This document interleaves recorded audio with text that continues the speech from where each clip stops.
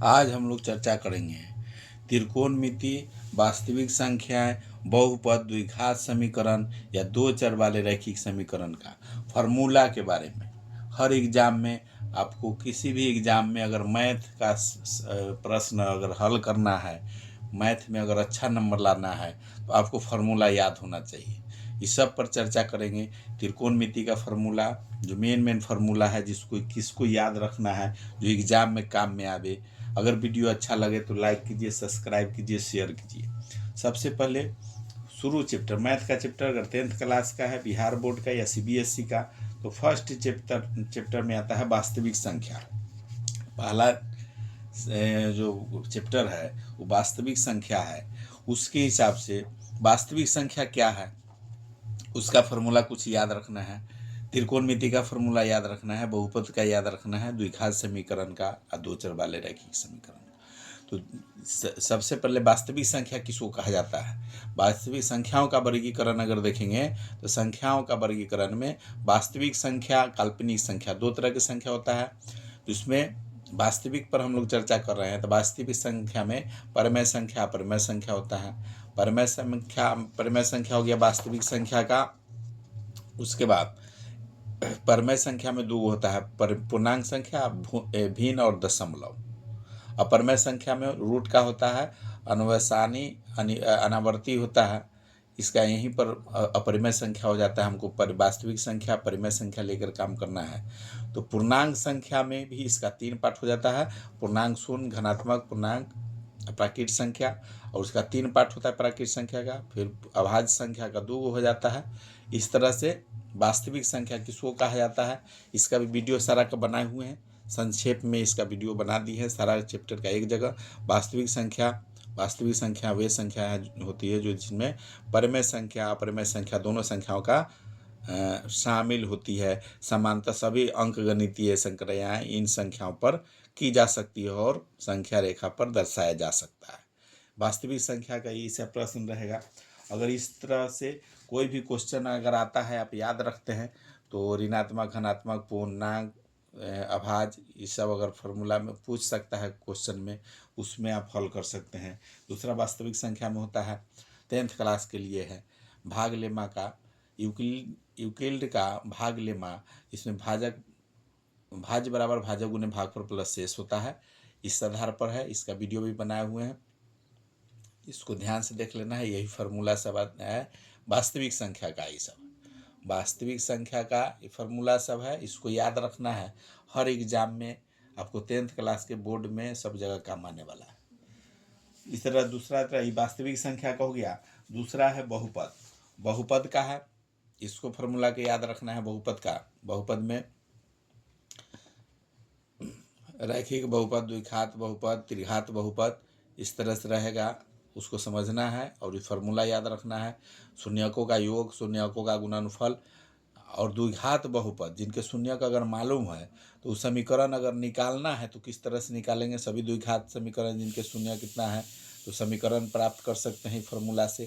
त्रिघात बहुपद का फार्मूला से प्राप्त कर सकते हैं। त्रिघात बहुपद का योग और गुणनफल ये सब इस तरह से निकाल सकते हैं।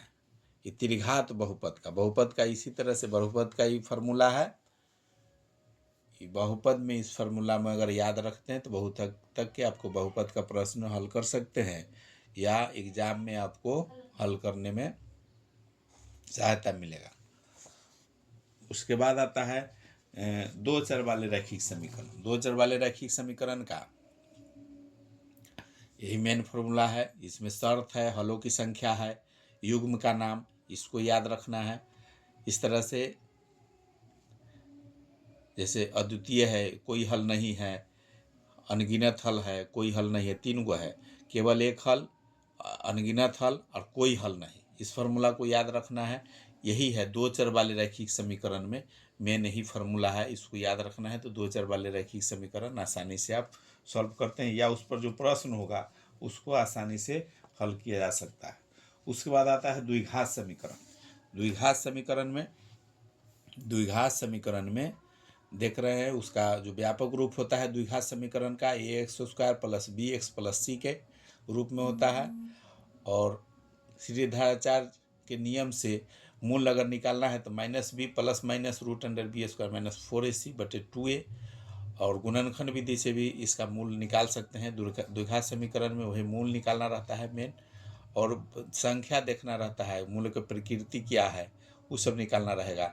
मूलों की प्रकृति अगर b² - 4ac अगर छोटा है, 0 से बड़ा है तो वास्तविक और असमान होगा, 0 से बराबर होगा तो वास्तविक और बराबर होगा, और 0 से छोटा अगर होगा d का मान b² - 4ac का, तो मूल वास्तविक नहीं होगा। यही फार्मूला मेन याद रखना है द्विघात समीकरण हल करने के लिए। द्विघात समीकरण हो गया, दो चर वाले रैखिक समीकरण का हो गया, बहुपद का हो गया, और वास्तविक संख्या का हो गया।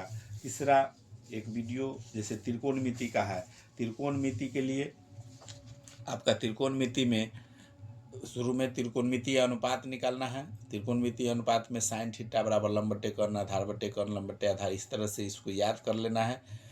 जो फॉर्मूला में पूछ सकता है या कोई प्रश्न अगर हल करना है उसमें आपको सहायता मिलेगा कि साइन थीटा का क्या है, अनुपात में क्या मान होता है। और उसके बाद फार्मूला है sine square into cos square, cosec square बराबर 1, cos square sec into sec square बराबर 1, tan square theta into cot square theta बराबर 1।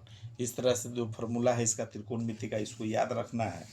दूसरा फार्मूला और आता है sine square theta plus cos square theta बराबर 1, उसके बाद sec square theta minus tan square theta बराबर 1। उसी से और फार्मूला सब बना हुआ है, cosec square theta minus cot square theta बराबर 1, इससे भी फार्मूला बनेगा। एक फार्मूला है कर्ण स्क्वायर बराबर लंब स्क्वायर प्लस आधार स्क्वायर, इस पर भी फार्मूला बनता है। और इसके बाद लास्ट है, इसमें मान सारणी आता है त्रिकोणमिति में, इसको याद रखना है। हर हालत में, हर एग्जाम में आपको इस पर क्वेश्चन रहेगा, और इसी से अगर ये सब क्वेश्चन फार्मूला याद नहीं है तो आप मैथ में नंबर अच्छा नहीं ला सकते हैं, या पास होना भी मुश्किल हो सकता है। इसलिए वीडियो को ध्यान से देखना है और फार्मूला को याद करना है। वीडियो अगर अच्छा लगा तो लाइक कीजिए, सब्सक्राइब कीजिए, शेयर कीजिए। नीचे है ऊंचाई और दूरी वाला फार्मूला में उन्नयन कोण, अवनमन कोण, क्षैतिज रेखा, इस सब पर थोड़ा सा ध्यान देना है।